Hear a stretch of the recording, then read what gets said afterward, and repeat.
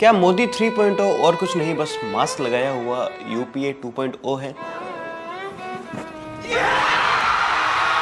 नई pension scheme UPS के बाद कई लोग ऐसी बातें करते नजर आ रहे हैं, लेकिन इन बातों में कितना सच है ये जानना बहुत जरूरी है। क्योंकि अगर हम सिर्फ विपक्ष को ही देख रहे हैं जो कि नई पेंशन स्कीम यानी यूपीएस यूनिफाइड पेंशन स्कीम का विरोध कर रहे हैं, तो फिर जरा ठहरो, क्योंकि कांग्रेस और इंडिया अलायंस तो आपके माँ के जन्मदिन का भी खंडन करते हैं। मेरी तो माता जी का भी जन्म दिवस है और आज भारत माँ का स्वतंत्रता दिवस है। इसका मैं खंडन करती हूँ। सुप्रिया किस बात का खंडन कर रही है? मेरी माँ का बर्थडे है, ये इसमें झूठ है। ये राहुल गांधी तो ये बोलकर पेंशन स्कीम का खंडन कर देंगे कि स्कीम की स्पेलिंग में तो एससी आता है, तो पेंशन जनरल वालों को भी क्यों? निकाली मिस इंडिया की, मैंने कहा भैया इसमें तो होगा, मतलब एक दलित महिला तो होगी, एक आदिवासी महिला तो होगी ना। ये जहाँ दिख जाता है ना मेरे को गुस्सा हो रहा था भाई। ये तो बस आदत है भारत के विपक्ष की, कोई भी नया बिल आए उसका विरोध करो, कारण पता नहीं।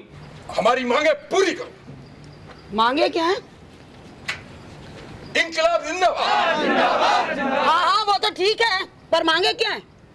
तानाशाही नहीं चलेगी। किसकी? किसी की। अरे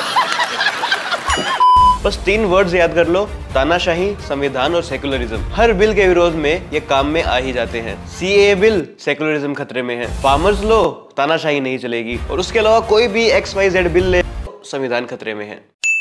देश के लिए जो भला है वो इनकी नजर में खतरा है। अब यूपीएस यूनिफाइड पेंशन स्कीम जो भारत सरकार द्वारा लाई गई है, अब इसका भी विरोध हो रहा है। यूपीएस से पहले एनपीएस हुआ करती थी, जो कि अभी भी गवर्नमेंट एम्प्लॉय के लिए ऑप्शनल है। वो चाहे तो यूपीएस को भी ले सकते हैं, चाहे तो वो एनपीएस के साथ कंटिन्यू कर सकते हैं। एनपीएस स्कीम के दौरान कांग्रेस स्टेट इलेक्शन में जाकर प्रॉमिस करती थी कि हम ओपीएस यानी ओल्ड पेंशन स्कीम वापस लाएंगे। और अब जब ओपीएस का एक अपग्रेडेड वर्जन आ गया है यूपीएस, कांग्रेस इसका भी विरोध कर रही है। 24 अगस्त को प्रधानमंत्री नरेंद्र मोदी की सरकार ने यह फैसला किया कि सेंट्रल गवर्नमेंट के एम्प्लॉयज के वेलफेयर के लिए यूनिफाइड पेंशन स्कीम को लागू किया जाए, जिससे assured pension, assured family pension और मिनिमम पेंशन की गारंटी मिलती है। अश्योर्ड पेंशन क्या है? गवर्नमेंट एम्प्लॉय की नौकरी के आखिरी 12 महीने की एवरेज सैलरी को उठा लो तो रिटायरमेंट के बाद उस सैलरी का 50% आपको पेंशन के रूप में मिलेगा। अगर रिटायरमेंट के वक्त आपकी सैलरी 2 लाख रुपए थी तो 1 लाख रुपए आपको पेंशन में मिलेगा ही मिलेगा। यूपीएस की खास बात यह है कि ये इन्फ्लेशन को टैकल करते हुए आपको डियरनेस रिलीफ भी देंगे। ये पेंशन अगले साल से लागू होगी, इसलिए उस समय डीआर 58% होगा,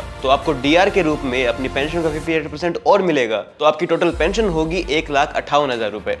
अगर किसी एम्प्लॉय की मृत्यु हो जाती है तो पेंशन का 60% उसके स्पाउस को हर महीने मिलेगा। तो मेन क्वेश्चन ये है कि अगर दोबारा पेंशन चालू हो जाएगी तो क्या सरकार पर बोझ नहीं बनेगा, फाइनेंशियल बर्डन नहीं आएगा? इस फील्ड में भी यूपीएस ओपीएस से बेहतर है। ओल्ड पेंशन स्कीम में सारी पेंशन का बोझ सरकार पर रहता था, लेकिन यूपीएस में गवर्नमेंट एम्प्लॉय है वो खुद भी अपनी सैलरी का 10% हर महीना अपनी पेंशन में कॉन्ट्रीब्यूट करेगा, जिसके कारण सरकार पर बर्डन कम होगा। एक तरह से एम्प्लॉय अपनी पेंशन की फंडिंग कुछ हद तक अपने आप ही दे रहा है। ओवरऑल यूपीएस ओपीएस से काफी कम फाइनेंशियल बर्डन देगा। तो एक बड़ा सवाल उठता है कि क्या बीजेपी 2024 के लोकसभा चुनाव में अंडर परफॉर्मेंस के कारण यूपीएस स्कीम को लाया है? लगा तो पहले मुझे भी यही था, लेकिन ये स्कीम, इसकी प्लानिंग अप्रैल 2023 से चल रही है, जिस समय बीजेपी 400 पार की बातें कर रही थी। तो ओवरऑल अगर यूपीएस एंड ओपीएस में फर्क देखे तो जो नई स्कीम आई है यूपीएस, वो ओल्ड पेंशन स्कीम का एक अपग्रेडेड वर्जन है। इसके बाद भी कांग्रेस ओपीएस बार बार चिल्लाती है। उनसे बस छोटा सा सवाल है, ओल्ड पेंशन स्कीम का जो सरकार पर बर्डन आएगा, वो बर्डन कम करने के लिए सरकार क्या करेगी?